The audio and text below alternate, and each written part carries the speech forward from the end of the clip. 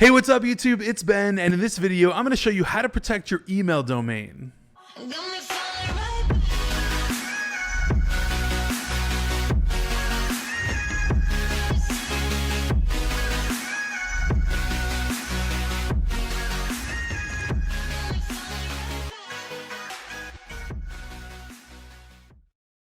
All right, guys, thanks so much again for checking out another one of my YouTube videos. I really appreciate all of you guys that have subscribed, like, comment, and share these videos. I truly appreciate you. If you're not in my Facebook group, there are over 7,000 entrepreneurs and recruiters in the group that I would love to have you engage with.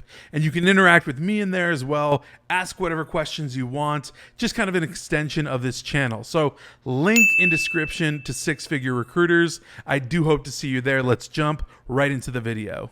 Today, I'm going to be talking about something super important. So please watch all the way until the end, because every single thing I'm going to describe here applies directly to you if you're sending out mass email in recruiting, staffing, or really any business. If your email is not delivering properly, you're not going to be getting responses, which means you're not going to get clients, which means you're not going to make any profit. Now, the first thing you need to understand about email domains is that when you create an email, like a brand new email on Google Workspace or something like that, that email needs to get what's called warmed up. Now, the process of warming up an email domain is essentially getting it primed and prepared to send out bulk email and not appear to be a spam email. If you totally skip over this, if you forget any of this stuff, you are totally at risk for your email being marked as spam. And that is pretty much the kiss of death for your cold emails. You're going to end up in everyone's spam box, promotional box, or junk, wherever it goes, not the inbox. You want to be in the inbox. You are at high risk if you're not warming up a new email domain. And if your email somehow has gone to junk or it's been marked on blacklists and spam lists, then you definitely need to do some things. We're going to talk about that as well. With all that said, I'm going to hop right inside my computer so I can screen share and give you guys some really good insight on some things that can be slightly complicated, but super important for your business overall. So let's do it. So this is where all the magic happens, right? So you may have had your email for a couple of months, maybe 3, 4, 5 months. And maybe over that period of time, you sent a couple of hundred of emails out, maybe even 1,000 emails, who knows? Or you may be in the other group of people that have just now created a brand new email on a service like Google Workplace or something like that. And it's a fresh email and you haven't even sent a single email off of it. Either way, we definitely need to go through these few steps just to ensure that your email is solid. All right, so there's two particular steps, two tests that we're going to want to run, regardless of whether or not you have suspicion of if you have a bad email, your email is blacklisted or not. We still want to run these checks no matter what. So I'm going to put this in. This is MX Toolbox, and I'm also going to do another one. By the way, I will link everything in the description of this video, so fear not, you will have these. And I'm going to go ahead and use my own email. I'm going to do MX Lookup. And I'm basically going to get a result here of a few things. So what this is going to show me is essentially any problems that I might have, right? Tells me that I do have a domain name server record published. That would be with Google, and my DMARC policy is not enabled. This is a tech issue. I'll explain a little bit about this later. And my DMARC seems to be one issue that's going on. Overall deliverability, I am probably okay. If I click on blacklists, I'm going to do the same exact test. And I'm going to run it on the blacklist test. So these are all of the many blacklists that exist out there. It's telling me that I'm okay on basically all of them. And it looked like these two timed out. So I kind of didn't get a result, but that's fine. If I'm 99% okay on all these lists, then I am looking good. I'm pretty much okay. The next test I'm going to run is going to be on mail-tester.com. Again, I'm going to link this in the description. Here's the way you run this test. So I actually copy this right here. So I just copied it. And I go to my email. Actually go to your email specifically. And what you're going to want to do is actually send an email from that domain. So I'm going to go to that domain and I'm just going to say, hello, This is a test email. Now you send that to mail-tester.com. And as soon as you send it, you hit then check your score. What it's doing is it's going to run exactly what happened with all of this, right? So it says, wow, perfect, you can send. So essentially what that means is I have a 9 out of 10 score, and here's exactly what's going on. It tells me I can view my message. It says that there's spam assassins like me. So I have no issue with that. It tells me one thing, that I'm not fully authenticated. That probably has to do with that DMARC issue, which again, I'll touch on later.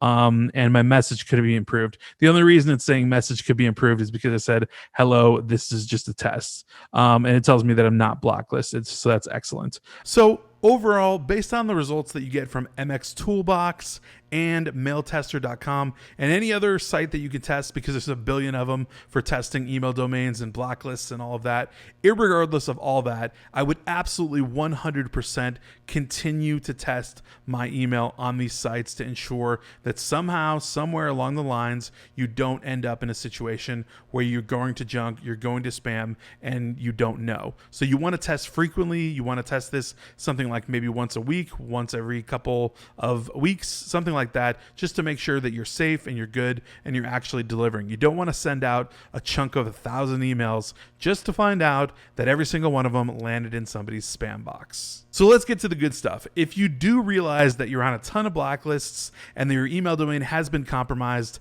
there are 3 specific things that you can do to fix this entire situation and put it in the past. Number 1, you can pay someone on Fiverr. Yes, you can literally pay a domain expert on Fiverr that'll do some back-end techie stuff that I'm not going to describe and go into because it'll just take way too long for this video. But involving the DMARC thing that we saw on my email that's not published, that can be fixed by a domain expert on the back end. It's something I actually don't know how to do, but someone with the expertise and the knowledge on domains, they can definitely do that if they can go in there and see your domain publishing records and all that kind of thing, which by the way costs about $20 if you are looking into that option. I've looked at it plenty, and on average it's about a $20 fix for someone to do that for you.